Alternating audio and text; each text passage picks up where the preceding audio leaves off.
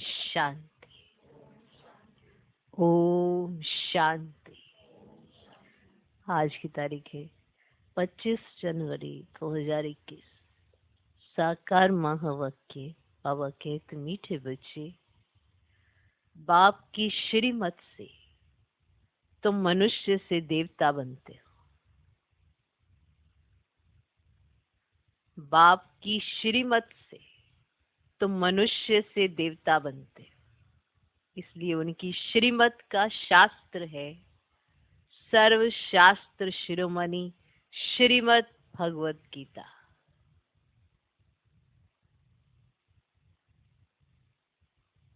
बाप की श्रीमत से तुम मनुष्य से देवता बनते हो। इसलिए उनकी श्रीमत का शास्त्र है सर्व शास्त्र शिरोमणि श्रीमद् भगवत गीता। आज का प्रश्न, सतयुग में हर चीज अच्छे से अच्छी सतो प्रधान होती है, क्यों? सतयुग में हर चीज अच्छे से अच्छी सतो प्रधान होती है, क्यों?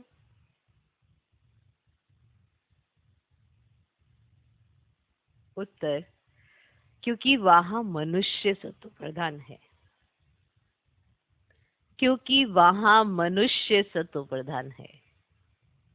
जब मनुष्य अच्छे हैं तो सामग्री भी अच्छी है, और मनुष्य बुरे हैं तो सामग्री भी नुकसानकारक है।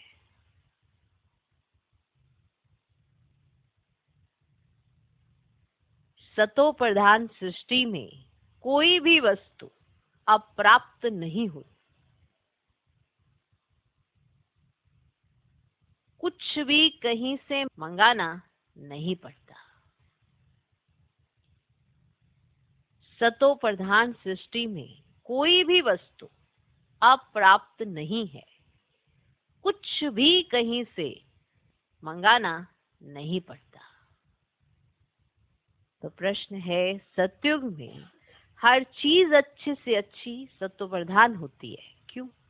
उत्तर, क्योंकि वहां मनुष्य सतो प्रधान है। जब मनुष्य अच्छे हैं तो सामग्री भी अच्छी है, और मनुष्य बुरे हैं तो सामग्री भी नुकसानकारक है। सतो प्रधान सृष्टि में कोई भी वस्तु अप्राप्त नहीं है। कुछ भी कहीं से मंगाना नहीं पड़ता।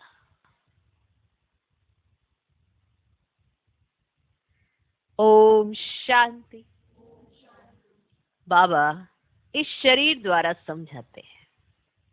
इनको जीव कहा जाता, इनमें आत्मा भी है, और ये बच्चे जानते हैं, तुम बच्चे जानते हो, परम पिता परमात्मा भी इनमें है। बाबा इस शरीर द्वारा समझाते हैं। इनको जीव कहा जाता, इनमें आत्मा भी है, और तुम बच्चे जानते हो परम पिता परमात्मा भी इनमें है। ये तो पहले पहले पक्का होना चाहिए, इसीलिए इनको दादा भी कहते हैं।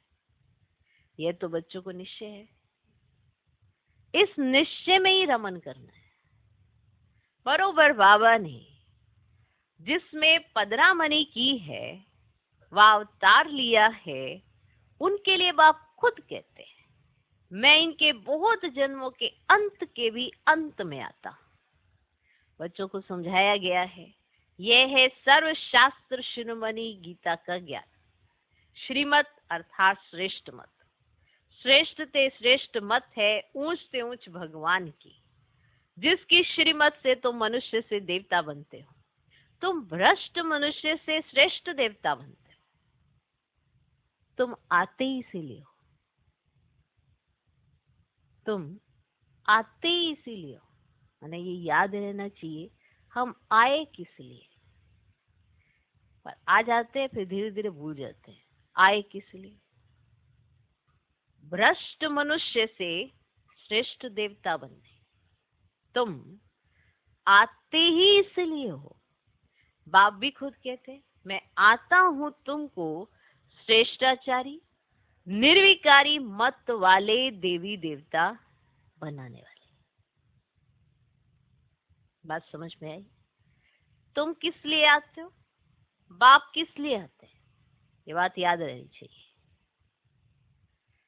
बाप भी खुद कहते हैं, मैं आता हूं तुमको श्रेष्ठाचारी निर्विकारी मत वाले देवी देवता बनाने। मनुष्य से देवता बनने का अर्थ भी समझना है। विकारी मनुष्य से निर्विकारी देवता बनाने आते हैं। सत्युग में मनुष्य रहते हैं, वो भी मनुष्य ही हैं, पर उन्हें मनुष्य नहीं कहते हैं। सत्युग में मनुष्य रहते हैं परंतु दैवी गुणों वाले। अभी कलयुग में है आसुरी गुणों वाले। है सारी मनुष्य सृष्टि परंतु वह है ईश्वरीय बुद्धि और यह है आसुरी बुद्धि। वहां ज्ञान, यहाँ भक्ति। ज्ञान और भक्ति अलग अलग है ना? भक्ति की पुस्तक कितनी और ज्ञान की पुस्तक कितनी है? ज्ञान का सागर बाप है, उनका पुस्तक भी तो एक ही होना चाहिए। जो भी धर्म स्थापन करते हैं उनका पुस्तक एक होना चाहिए। उनको रिलीजियस बुक कहा जाता है। कहा जाता है ना, पहला रिलीजियस बुक है गीता, श्रीमद् भगवत गीता। ये भी बच्चे जानते हैं। पहला आदि सनातन देवी देवता धर्म है, ना कि हिंदू धर्म। मनुष्य समझते हैं गीता से हिंदू धर्म स्थापन हुआ और गीता गाई है कृष्ण ने। कोई से पूछो तो कहेंगे परंपरा से ये कृष्ण ने गाई है। कोई शास्त्र में शिव भगवान उवाच है ही नहीं। श्रीमद कृष्ण भगवान उवाच लिख दिया है। जो गीता पढ़े होंगे उनको सहज समझ में आएगा। अभी तुम समझते हो, इसी गीता ज्ञान से मनुष्य से देवता बने हैं। जो अभी बाप तुमको दे रहे हैं, राजयोग सिखा रहे हैं, पवित्रता भी सिखा रहे हैं। काम महाशत्रु है, इस द्वारा ही तुमने हार खाई है। अब फिर उन पर जीत पाने से तुम जगत जीत अर्थात विश्व का मालिक बन जाते हो। ये तो बहुत सहज है। बेहद का बाप बैठ इनके द्वारा तुमको पढ़ाते हैं।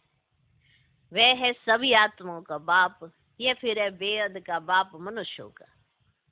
अब नाम ही है प्रजापिता ब्रह्मा। तुम कोई से भी पूछेंगे ब्रह्मा के बाप का नाम बताओ तो मूंझ पड़ेंगे। अब ब्रह्मा विष्णु शंकर है क्रिएशन, इन तीनों का कोई तो बाप होगा ना। तुम दिखाते हो इन तीनों का बाप है निराकार शिव। अब ब्रह्मा विष्णु शंकर को सूक्ष्म तन के देवताएं दिखलाते हैं। अब उनके ऊपर है शिव। अब बच्चे जानते हैं शिव बाबा के बच्चे जो भी आत्माएं हैं उनको अपना शरीर तो होगा। वह तो सदैव निराकार परमपिता परमात्मा है। बच्चों को मालूम हुआ है निराकार परमपिता परमात्मा के हम बच्चे हैं। अब आत्मा शरीर द्वारा बोलती है परमपिता परमात्मा। कितनी सहज बातें हैं। इसको कहा जाता है अलफ बे। पढ़ाते कौन है? गीता का ज्ञान किसने सुनाया? निराकार बाप ने। उन पर कोई ताज आदि है ही नहीं। वे ज्ञान का सागर बीज रूप चैतन्य है। तुम भी चैतन्य आत्माएं हो ना। सभी झाड़ों के आदि मध्य अंत को जानते हो। तुम जानते हो, भल माली नहीं हो परंतु समझ सकते हो ना कैसे बीज डालते हैं, उनसे झाड़ निकलते हैं। तुम माली नहीं हो परंतु ये भी तो समझ में आता है ना कि कैसे बीज डाला जाता है, कैसे उसमें से झाड़ निकलता है। तो वे तो है जड़ झाड़ और यह है चैतन्य। अब तुम्हारी आत्मा में ज्ञान है और कोई की आत्मा में ज्ञान नहीं होता ही नहीं। अब बाप चैतन्य मनुष्य सृष्टि का बीज रूप है तो झाड़ भी मनुष्यों का होगा। अब यह है चैतन्य क्रिएशन। बीज और क्रिएशन में फर्क होता है ना। अब आम का बीज डालने से आम निकलता है, फिर झाड़ कितना बड़ा होता है। वैसे मनुष्य के बीज से मनुष्य कितने फर्टाइल होते हैं। अब जड़ बीज में कोई ज्ञान नहीं है। अब ये तो चैतन्य बीज रूप है। अब उनमें सारे सृष्टि रूपी झाड़ का ज्ञान है कि कैसे उत्पत्ति, पालना, फिर विनाश होता है। ये बहुत बड़ा झाड़ खलास हो फिर दूसरा नया झाड़ कैसे खड़ा होता है, यह है गुप्त। सुना? तुमको ज्ञान भी गुप्त मिलता है। अब बाप भी गुप्त आते हैं। गुप्त आए ना। तुम जानते हो ये कलम लग रहा है। अभी तो सब पतित बन गए। अच्छा, बीज से पहले पहले नंबर में जो पत्ता निकला वह कौन था? अब सत्य का पहला पत्ता तो श्री कृष्ण को ही कहेंगे, लक्ष्मी नारायण को नहीं। नया पत्ता छोटा होता है, पीछे बड़ा होता है। तो इस बीज की कितनी महिमा है। ये तो चैतन्य है ना, फिर पत्ते भी निकलते हैं, उन्हों की महिमा तो होती है। अभी तुम देवी देवता बन रहे हो, देवी गुण धारण कर रहे हो, तो मूल बात ही है ना कि हमको देवी गुण धारण करने हैं, इन जैसा बनना है। अब चित्र भी है, ये चित्र ना होते तो बुद्धि में ज्ञान ही नहीं आता।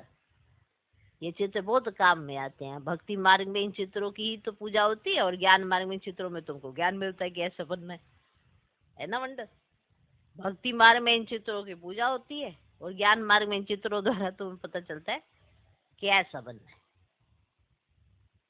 अब भक्ति मार्ग में ऐसे नहीं समझते कि हमको ऐसा बनना है, जाते ही पहले आंखें बंद कर लेते हैं, ये तो महान है, हम इंसान है ना। देखो ज्ञान में एकदम परिवर्तन आ जाता है। चित्र आपके पास भी है, वही चित्र उनके पास भी है, नजरिया बदल गया है ना, देखने का सब कुछ बदल गया।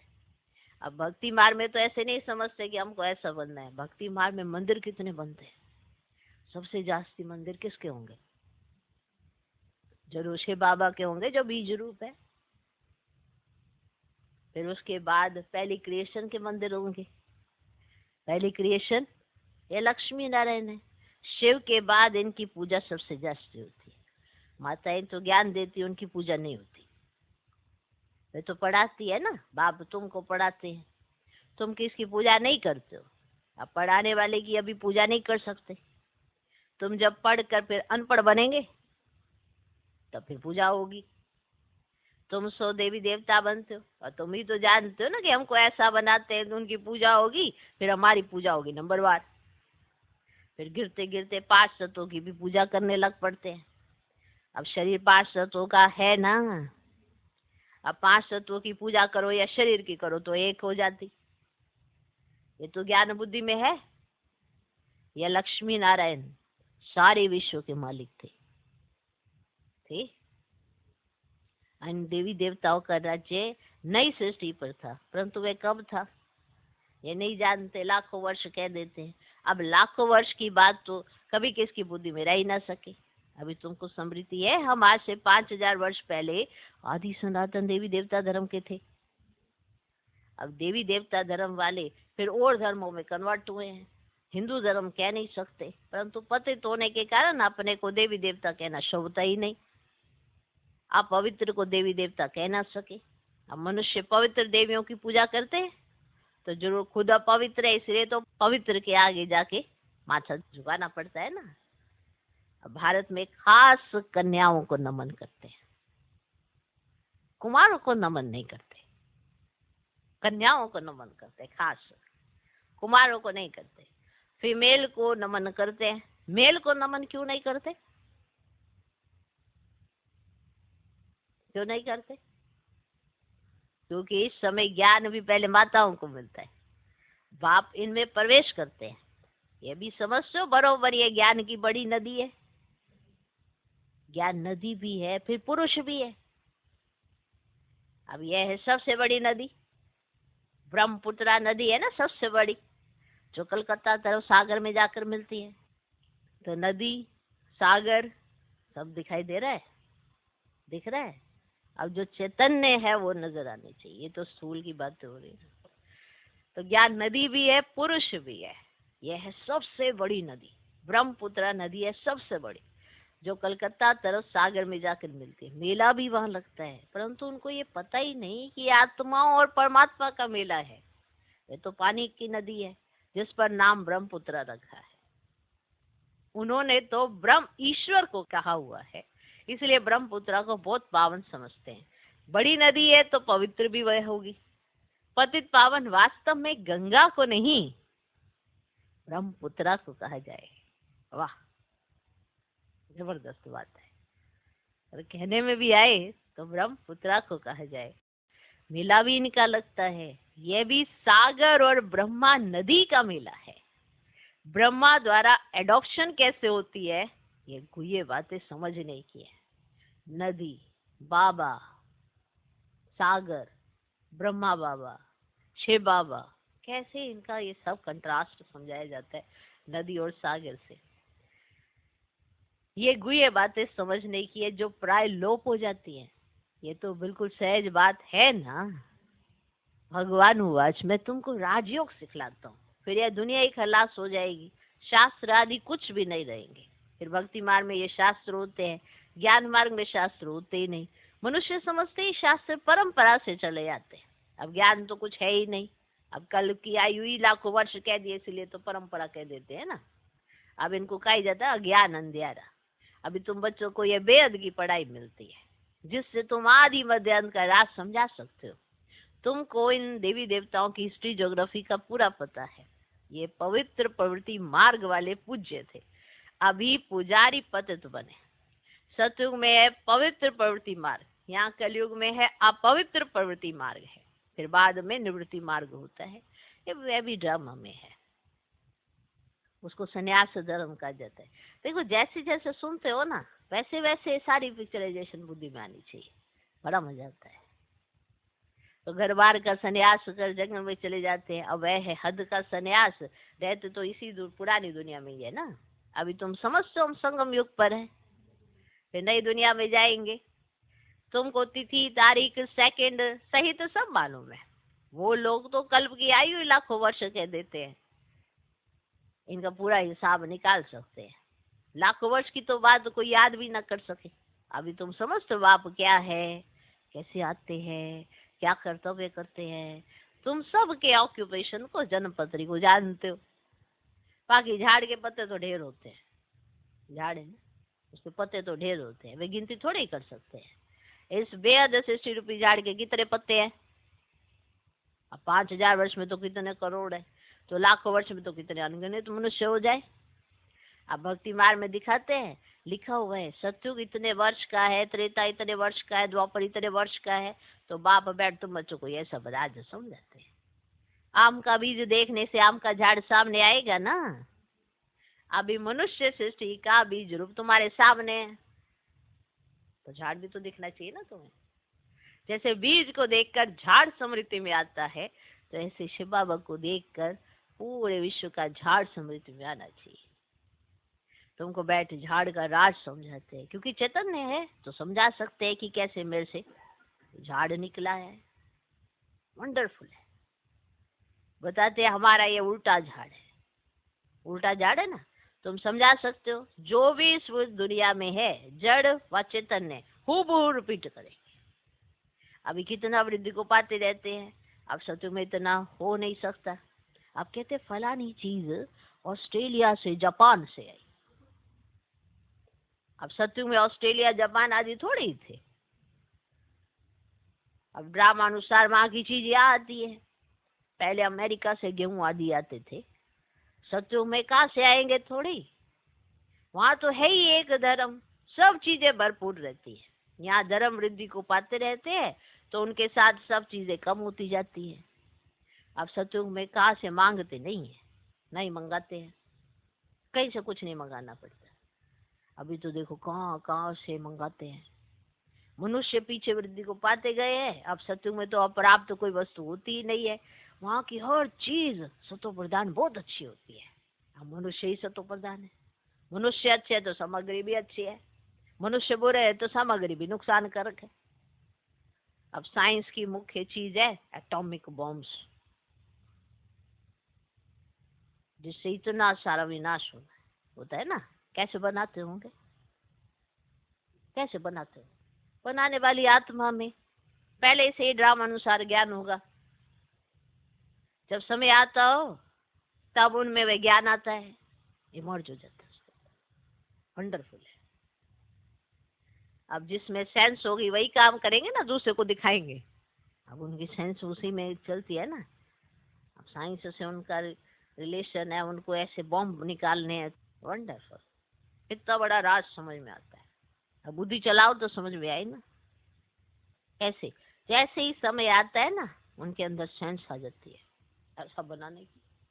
धीरे धीरे और उसको रिफाइन करते जाते हैं। तो जब समय आता है तब उनमें विज्ञान आता है, जो बहुत गुह्य राज है। जिसमें सेंस होगी वही काम करेंगे और दूसरे को सिखाएंगे। तो ऐसे 1 से 2, 2 से 3 ऐसे सिखाते सिखाते कई हो जाते हैं। तो कल्प कल्प जो पाठ बजाया है वही बजता रहता है। अभी तुम कितने नॉलेजफुल बनते हो। अब यहाँ जो बात है कल्प कल्प पाठ बजने की, जब कुछ ड्रामा में कुछ ऐसे परिवर्तन होना होता है तो कुछ ऐसी आत्माएं होती है जिनके अंदर पाठ ऐसा कुछ नूंदा होता है। जैसे कलयुग की अति में जाते हुए ऐसी आत्माओं के सेंसेस ऐसे काम करने लगते हैं। ऐसे कोई भगवान बैठ के उनसे बॉम्ब नहीं बनवाता। कोई माँ बाप कुछ भी ऐसा करने के लिए, अपने बच्चों को दुख देने के लिए कोई चीज क्रिएट नहीं करते। ये तो उनके अंदर ऑटोमेटिकली बिल्ड होता है। ऐसे मन जैसे बाबा चाहेगा कि तुम चांद की यात्रा करो जाके, चाहेगा कभी? लेकिन जिसको जाना है उसके अंदर आते चांद चांद, उसके अंदर ऐसे ऐसे विचार आते हैं। देखो हर चीज की इन्वेंशन बुद्धि में ऐसे आते, ऐसे सोचते हैं इसका ऐसा ना ऐसा बना दे। वो कैसे सोच रहे हैं? कल पहले भी उन्होंने ऐसे सोचा था तो ऐसे बना रहे हैं। वो मुकर्रर है उस चीज के लिए अपने पाठ अनुसार। वंडर है। चिंतन चलना चाहिए ना कुछ। जब तक चिंतन नहीं चलेगा ना तो बन नहीं सकते हम। अब समझ में कि कल्प कल्प कैसे नूंदा हो उनके अंदर। कल्प कल्प जो पाठ बजाया है वही बजता रहता है। अभी तुम कितने नॉलेजफुल बनते हो, इनसे जास्ती नॉलेज कोई होती ही नहीं। जितनी बाबा आपको नॉलेज देते ना, आप कुछ भी पढ़ लो उससे इतनी नहीं आएगी जितना बाबा की मुरलियां पढ़ने से आपको नॉलेज आती है। इसीलिए बार बार कहते हैं मुरलियों पर अटेंशन दो, मुरलियां पढ़ो, इसकी किताब पढ़ो, उसकी किताब पढ़, इस राइटर की बुक पढ़, इसकी पढ़, उसकी कहानी पढ़, उसकी कहानी पढ़। उससे क्या मिल जाना है आपको? अपनी कहानी पढ़ो। वो बाबा ने मूल्यों में सुनाई है तुम्हारी कहानी, तुम्हें सुनाता हूँ कि तुम कहाँ से थे, क्या थे, और आज देखो कहाँ आके पहुंचे हो। इसलिए मूल्यों पर अटेंशन दो।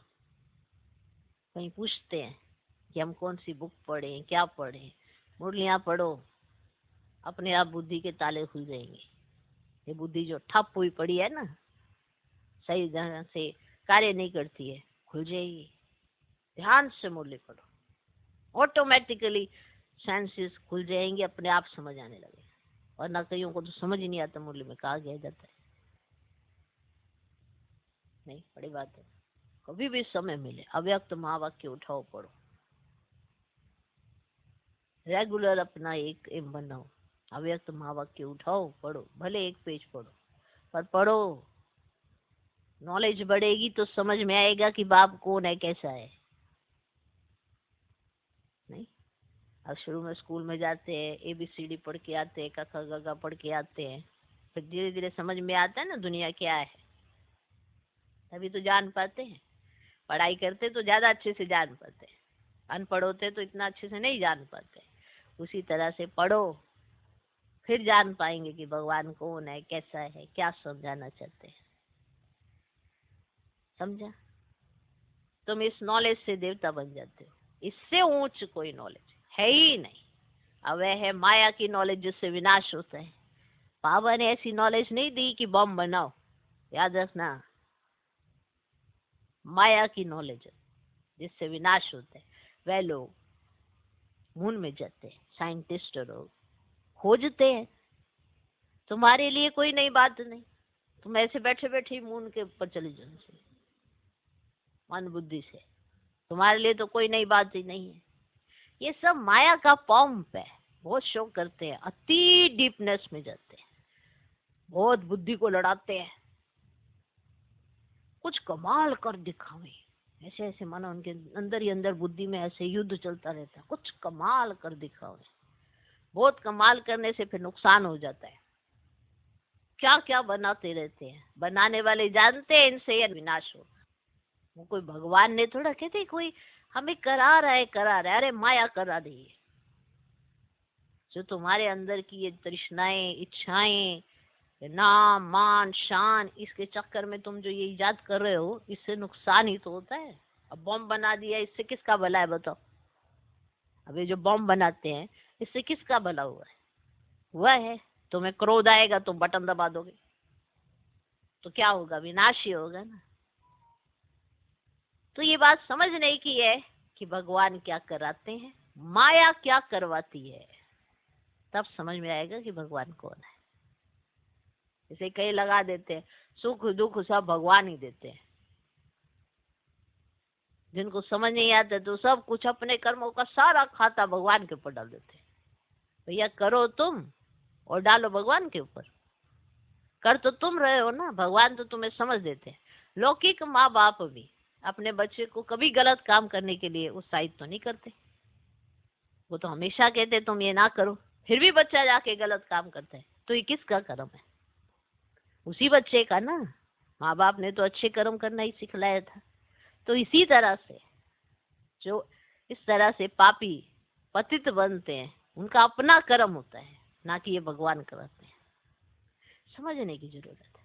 जितना अच्छे से समझ जाएंगे उतना समझ में आएगा कि भगवान क्या कराते हैं और क्या नहीं कराते और क्या हम करते हैं जिसकी सजा पाते हैं।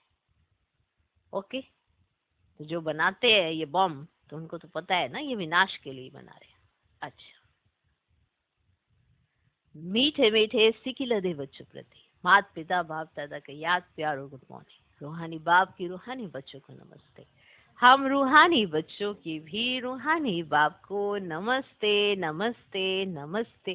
Good morning good morning good morning. और जिसने बाबा को अच्छे से जान लिया ना, अच्छे से पहचान लिया, वो क्या क्यों तो कर ही नहीं पाते हैं। पहले ही से ही सेंसेस खुल जाती है उनकी। अब मान लो कोई प्रश्न आया भी अंदर, सेंसेस खुली हुई है ना, सुना तो है ना, कभी वो प्रकट हो जाएगा। क्या करोगे, क्या क्यों, उसी समय याद आ जाएगा। क्या समझे? तो बीज को देखकर झाड़ समृद्धि में आना चाहिए। कितना वंडरफुल तरीके से बाबा ने समझाया धारणा के लिए मुख्य साथ। पहला पॉइंट, गुप्त ज्ञान का सिमरन कर हर्षित रहना है। जैसे ये ज्ञान समझ में आ गया, जिसे ये बात समझ में आ गई कि भगवान कब कहाँ क्या कह रहे हैं, जबरदस्त माना उसके जीवन में खुशी रहती है। गुप्त ज्ञान का सिमरन कर हर्षित रहना। देवताओं के चित्रों को सामने देखते उन्हें नमन वंदन करने के बजाय उन जैसा बनने के लिए दैवी गुण धारण करने हैं। तब भक्ति मार्ग में नमन वंदन करके ही बड़े खुश हो जाते थे। देवताओं के चित्रों को सामने देखते उन्हें नमन वंदन करने के बजाय उन जैसा बनने के लिए दैवी गुण धारण करने हैं। बहुत बड़ी बात है इस एक लाइन में। इसीलिए डरना नहीं है, और डर के कारण क्या करते हैं, नमन वंदन करते हैं। आपको उनके जैसा बनना है तो उससे पहले दैवी गुण अपने अंदर धारण करना है, तब जाके वो कैरेक्टर इमर्ज होगा ना। समझा? दूसरा पॉइंट, सृष्टि के बीज रूप बाप और उनकी चैतन्य क्रिएशन को समझ नॉलेजफुल बनना है। आज की मुरली में बहुत नॉलेज है, बहुत नॉलेज है। अगर आप इसको ध्यान से स्टडी करेंगे तो आपको कई बातें स्पष्ट होने लगेंगी। बहुत नॉलेज है, बहुत नॉलेज। आपको नॉलेज की सारी मुरली में होती है। कई बार बाबा कुछ गुये गुये बातें बताते हैं, तो इस मुरली में भी कोई बहुत सारी गुये बातें हैं, निकालो आप। सृष्टि के बीज रूप बाप और उनकी चैतन्य क्रिएशन को समझ नॉलेजफुल बनना है। इस नॉलेज से बढ़कर और कोई नॉलेज हो नहीं सकती। इसी नशे में रहना है। जिसे मालूम हो गया कि इस मुरली के अंदर ना पूरे ब्रह्मांड की नॉलेज है, तो जिसने मुरली पर अटेंशन दे दिया ना, वो पूरे ब्रह्मांड की नॉलेज को अडॉप्ट कर सकता है। हमें नहीं जानना, हमें नहीं पता कि नक्शों में क्या लिखा है, हमें नहीं पता कि गीता में क्या लिखा है, हमें नहीं पता किसी शास्त्र में क्या लिखा है, लेकिन अगर आप मुरली को ध्यान से पढ़ते हो तो आपको हर चीज स्पष्ट हो जाती है, सेंसेस जाग जाती है। इसलिए मुरली को आधार बनाओ नॉलेज को अडॉप्ट करने के लिए। सृष्टि के बीज रूप बाप और उनकी चैतन्य क्रिएशन को समझ नॉलेजफुल बनना। इस नॉलेज से बढ़कर और कोई नॉलेज नहीं हो सकती। इसी नशे में रहना है। जैसे ये नशा चढ़ जाता है ना, मुरली से बढ़कर और नॉलेज कहीं नहीं मिलेगी, वो मुरली पर बहुत अटेंशन देते हैं। मुरली का एक भी शब्द वो इधर से उधर नहीं होने देते। बाई चांस आप एक बार नहीं सुन पाए हो ठीक से, तो दोबारा पढ़ो, सुनो और समझो कि भगवान क्या कह रहे हैं। आज का वरदान, जिम्मेवारी संभालते हुए आकारी और निराकारी स्थिति के अभ्यास द्वारा साक्षात्कार मूर्त भव। जिम्मेवारी संभालते हुए आकारी और निराकारी स्थिति के अभ्यास द्वारा साक्षात्कार मूर्त भव।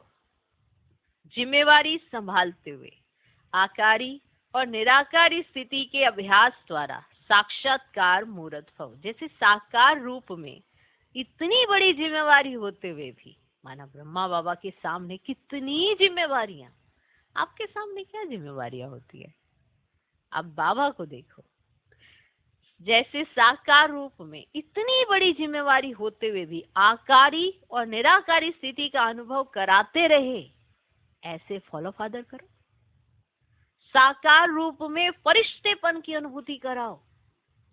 कोई कितना भी अशांत व बेचैन घबराया हुआ आपके सामने आए, लेकिन आपकी एक दृष्टि, वृत्ति और स्मृति की शक्ति उनको बिल्कुल शांत कर दे। कितना भी कोई अशांत या बेचैन घबराया हुआ कोई भी आपके सामने आ जाए, लेकिन आपकी एक दृष्टि, वृत्ति और स्मृति की शक्ति उनको बिल्कुल शांत कर दे, व्यक्त भाव में आए और अव्यक्त स्थिति का अनुभव करे, तब कहेंगे साक्षात्कार मूर्त। बहुत बड़ी बात है। इस वरदान को अपने जीवन में उतार लो। वरदान मिल रहे हैं ना, तो वो वरदान हमें स्वरूप में लाने हैं। हमने सुन लिए वरदान, बहुत अच्छे लगे, सबको अच्छे लगते हैं, वरदान का एक्सप्लेनेशन भी बहुत अच्छा लगता है, लेकिन ये वरदान किसको मिला है? मुझको। अब इसका स्वरूप भी बनना है मुझको, क्योंकि वरदान तो मिल गया, इसका स्वरूप तो आपको ही बनना है। तो जब भी कोई परिस्थिति आए, जब भी कोई ऐसी स्थिति बने, तो आपका ये वरदान प्रत्यक्ष दिखाई देना चाहिए। आज का स्लोगन, जो सच्चे रहम दिल हैं उन्हें देह व देह अभिमान की आकर्षण नहीं हो सकती।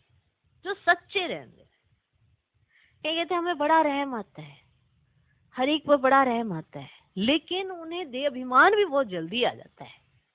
तो ये रहम भाव है ही नहीं, कहीं ना कहीं नाम मान शान के साथ रहम करते हैं, इसलिए घड़ी घड़ी देह अभिमान आ जाता है।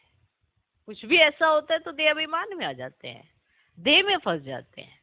और अगर जो सच्चे रहमदिल बन जाते हैं, उनके ऊपर ना देह की आकर्षण इफेक्ट करती है, ना देह अभिमान इफेक्ट करता है। आ नहीं सकते, क्योंकि वो सच्चाई में रहमदिल है। इसलिए रहमदिल क्या होता है, इस पे आप जरूर विचार करना कि सच्चा रहमदिल बनना क्या होता है। ऐसे तो किसी को भी आप देखेंगे ना तो बड़ा रहम आता है, लेकिन सच में रहम आता है तो आपको ना तो देह की आकर्षण होगी, ना देह अभिमान की आकर्षण हो सकती है, क्योंकि नाम मान शान चाहिए नहीं, अपने देह भान में है ही नहीं कि किसने क्या पूछा नहीं पूछा, आपके दिल में सबके लिए रहम भाव। ओके, समझिए, जो सच्चे रहम दिल है उन्हें देह व देह अभिमान की आकर्षण नहीं हो सकती। ओम शांति।